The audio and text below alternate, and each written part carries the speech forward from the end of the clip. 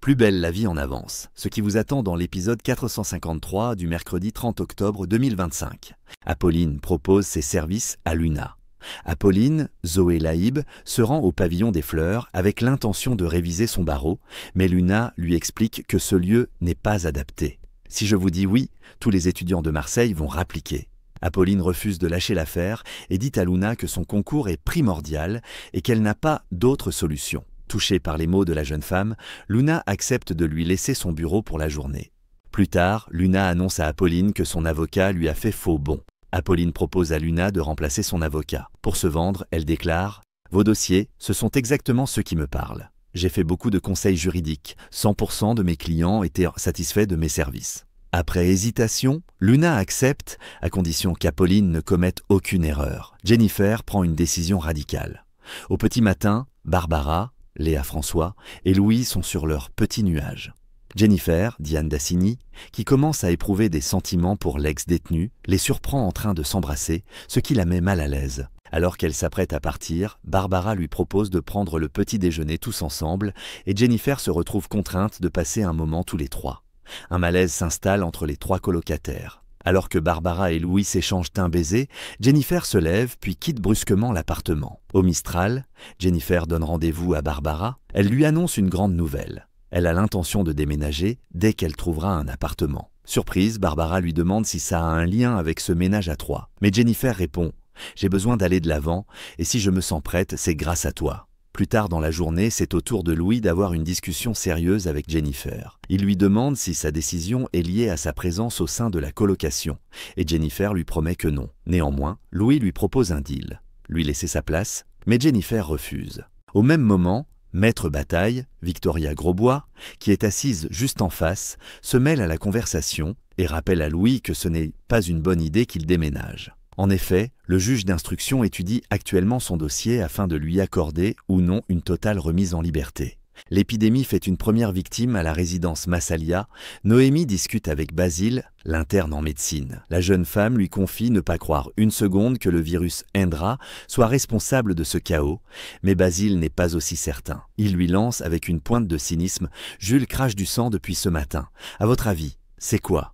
Une tendinite à l'épaule? Un rhume des foins? » Au même moment, à l'hôpital de Marseille, Bahram, qui s'occupe de Vadim, Léo Mazo, est interpellé par Gabriel qui lui annonce que ni Baptiste ni Mathis ne présentent de contamination au virus Indra. Il est soulagé, bien que ça n'explique en rien pourquoi de plus en plus de jeunes tombent gravement malades. Bahram en profite pour informer Gabriel que l'état de Laura et Morgane ne s'arrange pas du tout, contrairement à Vadim qui montre des constantes régulières par rapport à hier. Soudain, Gabriel a une idée. Les patients ne seraient-ils pas touchés par une infection fongique? Bahram répond « Oui, ça expliquerait beaucoup de choses. » À la résidence Massalia, Basile reste inquiet pour Jules. La raison? La température du jeune homme grimpe. Noémie, qui a fait des études de médecine, doute des compétences de Basile. Elle estime qu'il devrait enlever une couverture à Jules et lui donner de l'eau. Yolande se mêle à la discussion et approuve la prise de position de Noémie. De son côté, Steve prend la défense de Basile. Plus tard dans la journée, Noémie et Yolande présentent leurs excuses à Basile. Yolande lui dit « Ne laisse pas tomber, on a besoin de toi ». Mais Basile répond qu'il est épuisé par cette situation. Noémie et Yolande lui proposent de s'occuper des patients malades le temps qu'il se repose, ce qu'il accepte. Au commissariat, Boer, Stéphane Hénon, annonce à Patrick qu'une SDF l'a informé que Stéphane Marchand, le vendeur de drogue assassiné, se serait fait tabasser 3 jours avant de mourir. Il aurait été pris en charge par Basile, l'interne en médecine. Les policiers retrouvent peu à peu espoir, car cette piste pourrait permettre d'identifier le patient zéro. Patrick appelle aussitôt Idriss pour l'informer de cette nouvelle. Suite à cette révélation, Idriss se rend aussitôt dans la chambre de Basile. Mais en arrivant, il découvre le jeune homme allongé au sol, inconscient. Il s'approche de lui, vérifie son pouls, mais Basile est déjà mort. Plus belle la vie, Basile a-t-il quelque chose à cacher? Il s'emporte face aux étudiants. C'est la panique à la résidence Massalia dans Plus belle la vie, encore plus belle. Contaminée par une maladie qui semble se propager plus vite que son ombre, la majorité des étudiants doivent suivre un protocole sérieux pour éviter que l'épidémie ne devienne mortelle. Enfermés depuis des jours dans l'établissement, les esprits s'échauffent. Basile, Pierre Ley, fait son maximum pour aider les patients les plus fragiles. Mais Noémie, Eunice Van Hock commence à douter de ses méthodes, comme on peut le découvrir dans un tout nouvel extrait. « Tu veux m'apprendre mon taf ?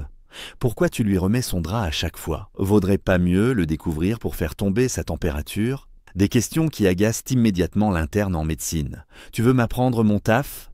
Noémie garde son calme et répond « Non, mais j'ai fait 2 ans de médecine. » Et là, c'est une question de bon sens. Là encore, Basile monte en tension.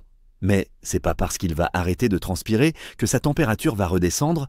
Son ton n'impressionne pas la nouvelle arrivée qui rétorque. En revanche, si elle continue d'augmenter, il pourrait convulser. Et là, ça serait pas la même histoire. L'interne ne tient plus et commence à craquer face à cet interrogatoire. Là, tu doutes de mes compétences avec tout le mal que je me donne en plus. Tu devrais savoir que c'est la base. Tout le mal que tu te donnes, tu l'as même pas fait boire depuis ce matin.